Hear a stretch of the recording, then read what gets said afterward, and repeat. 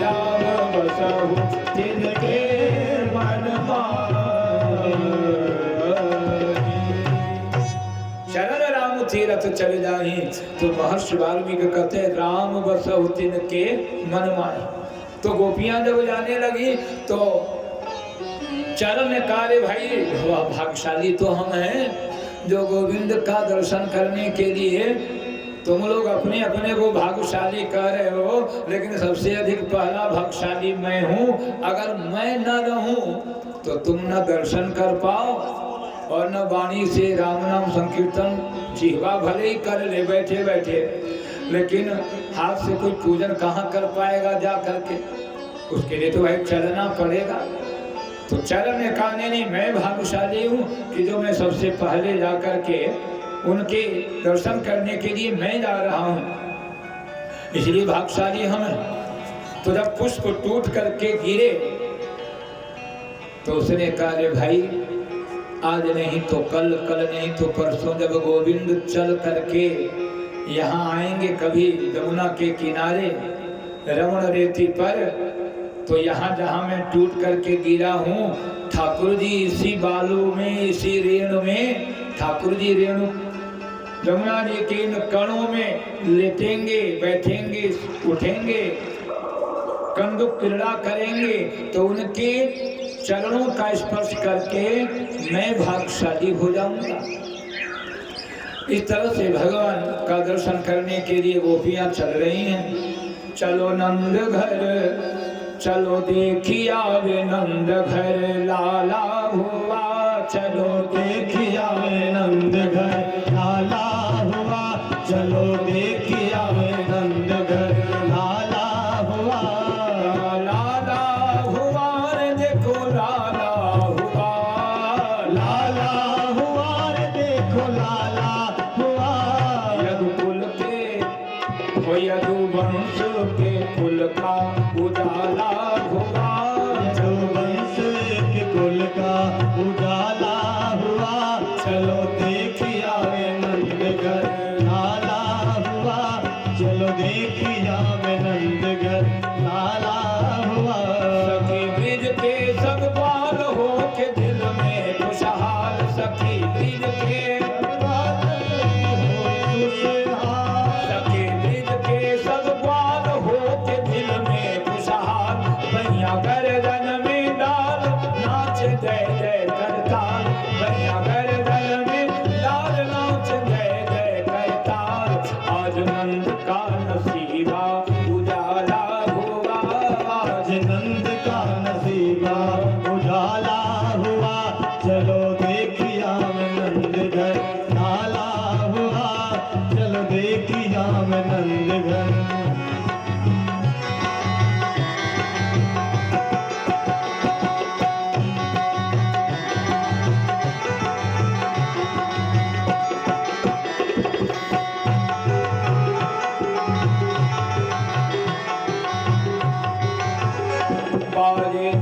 सभी हिल मिल के ग्वाल करें जय जय गोपाल, सभी हिल मिल के ग्वाल करें जय जय गोपाल। बाज शंख घड़ियाल जन्म लीनो नंदलाल, बाज शंख घड़ियाल जन्म लीनो नंदलाल। झूले अंगना में वो झूले अंगना में पल न जहाँ लाला हुआ, झूले अंगना में पल न जहाँ लाला हुआ, चलो देखिया मैं नंद घर लाला हुआ, चलो देखिया मैं नंद घर लाला हुआ। भगवान का जन्म हुआ तो भादो अष्टमी तिथि में हुआ, अंधेरी रात कृष्ण पक्ष। देखो गोकुल की ओर सावन भादों का शोर, देखो गोकुल की ओर सावन भादों के शोर। बोले पंछी बन मोर मानो बदरी की घोर, बोले पंछी बदरी की घोर। भोग आनंद को बरसाने वाला हुआ, भोग आनंद को बरसाने वाला हुआ, चलो देखिया वे नंद घर लाला हुआ, चलो देखिया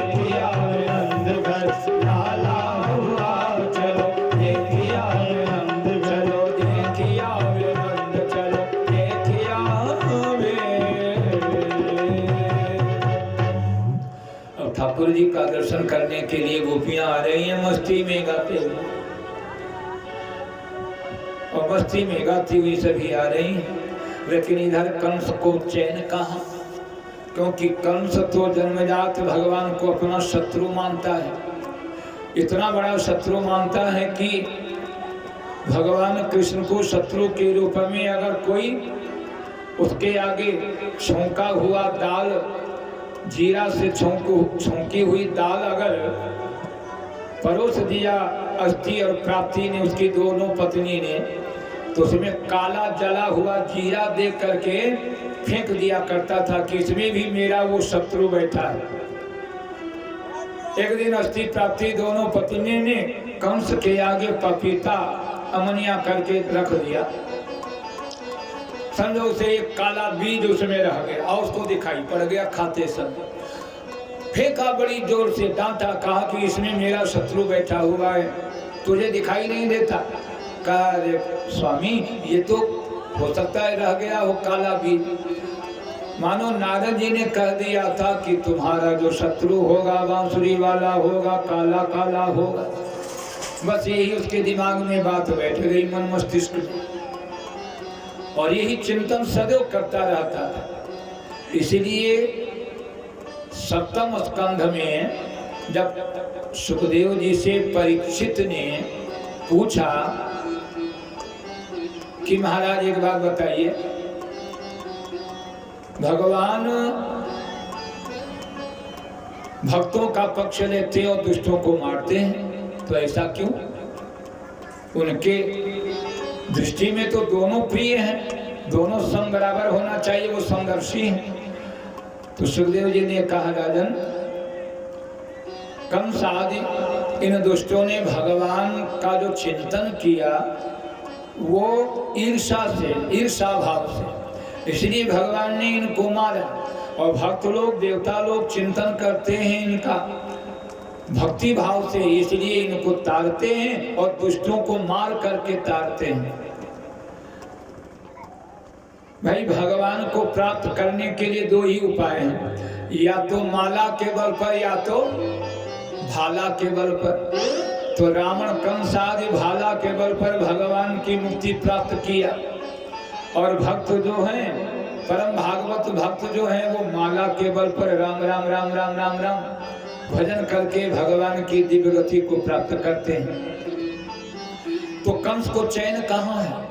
इसने पूतना को भेज दिया, और पूतना बढ़िया सुंदर सज धज करके ब्यूटी पार्लर में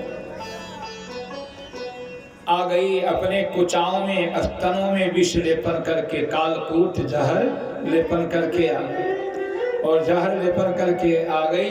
इधर तो नंद बाबा की पत्नी यशोदा मैया जो हैं, खूब बढ़िया आए गए सब भक्तों का आदर कर रही हैं। अब उसी में जो स्त्रियां जा रही हैं,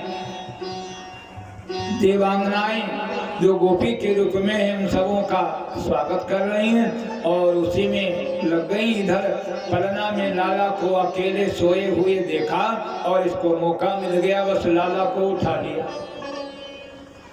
अब श्रीधरी टीका में गोविंद राज जी ने इसके अनेक भाव लिखे हैं।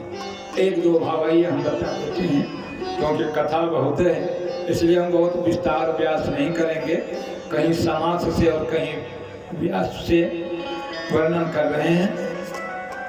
भगवान ने नेत्र इसलिए बंद कर लिए उस राक्षसी को देख करके कि इसको तो हमें माँ की गति प्रदान करना है, इसलिए नेत्र बंद कर लिए। और अगर देखूंगा अपनी दृष्टि से तो मेरे आंखों में दया आ जाएगी, तो इसको हम मार नहीं पाएंगे। अथवा तो एक संत का बड़ा सुंदर भाव है कि भगवान ने नेत्र इसलिए बंद कर लिए कि मानो सूर्य चंद्र कहते हैं कि सरकार, हमारे मार्ग होते हुए जीवात्मा आपके वैकुंठ धाम को जाते हैं, तो हम अपने मार्ग से नहीं जाने देंगे। चंद्रमा मनसो जात चक्षुः सूरजो अजायत। इसलिए नेत्र के देवता कौन है? कहा सूर्य। तो सूर्य ने कहा कि हम अपने मार्ग से ऐसी पतिता नारी को, ऐसी राक्षसी को, दुष्ट हृदय वाली को अपने मार्ग से नहीं जाने देंगे आपके पास, इसलिए भगवान ने नेत्र बंद कर लिए। अथवा तो एक संत का बड़ा सुंदर भाव है कि काम क्रोध आदि मद लोभ मोह इन खट विकारों के ऊपर जब व्यक्ति विजय प्राप्त कर लेता है तभी भगवान उसको दिव्य गति प्रदान करते हैं। तो इसके अंदर जो है क्रोध और ईर्षा कूट कूट करके भरी हुई है, इसलिए भगवान ने कहा कि नेत्र बंद कर लिए, अथवा तो पलना में नेत्र इसलिए बंद कर लिए कि भगवान शिव का ध्यान करने लगे कि भगवान हम अभी 6 दिन के हैं और आप जहर पीने में बड़े माहिर हैं, इसलिए जहर आप पीजिए, पूतना के स्तनों में जो लगा है, और दुग्ध हम पान करेंगे। भगवान ने इस प्रकार से पूतना को मारने के लिए अनेक भावों का वर्णन किया है इस दृश्य का। अब भगवान लेटे हुए छोटा सा नन्हा सा बालक समझ करके पूतना ने सोचा कि ये बालक है, लेकिन ये नहीं जानती है कि ये साक्षात काल का भी महाकाल है। मानो सर्प को ही हम उठाने जा रहे हैं, काल को ही उठाने जा रहे हैं। जैसे ही घूमटा की थी और कन्हैया को अपने गोदी में लिया और आंचल में ढका दूध पिलाने के लिए, भगवान ने भी सोचा मौसी जी आप आइए दूध पिलाने के लिए, कोई बात नहीं, अब जहर तो हमारा कुछ नहीं करेगा लेकिन दूध तो पान करेंगे ही। और भगवान दूध पान करने लगे, दूध पान करते चले जा रहे हैं। और ये इसने क्या किया कि चली गई आकाश में, और जब आकाश में गई तो वहां जा करके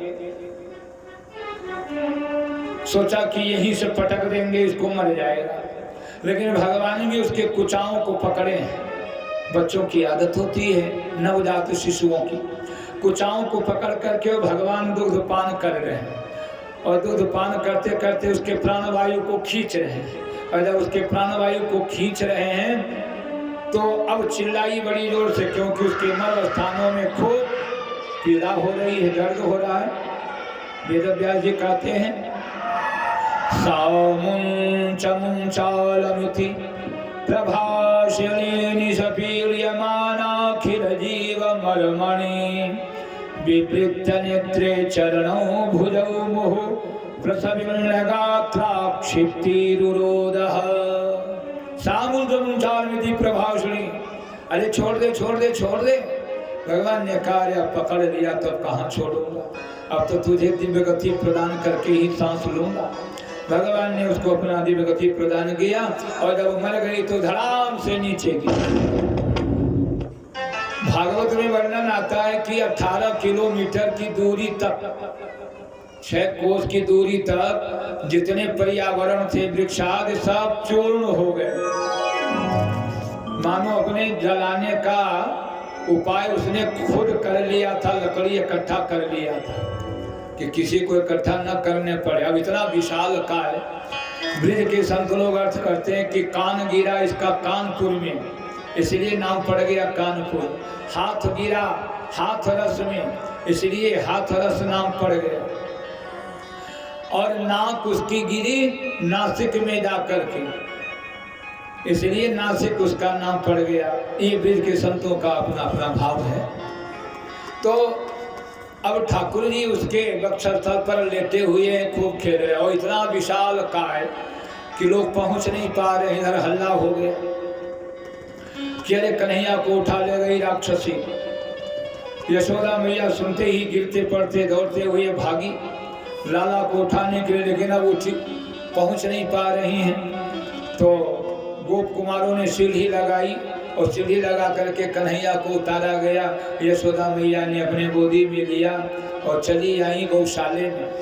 बालक को नजर लग जाए तो यह भी एक उपाय है। भागवत तो पंचम वेद है, और जैसे रामचरितमानस का एक एक अक्षर महामंत्र है। मंत्र महामणि विषय व्याल के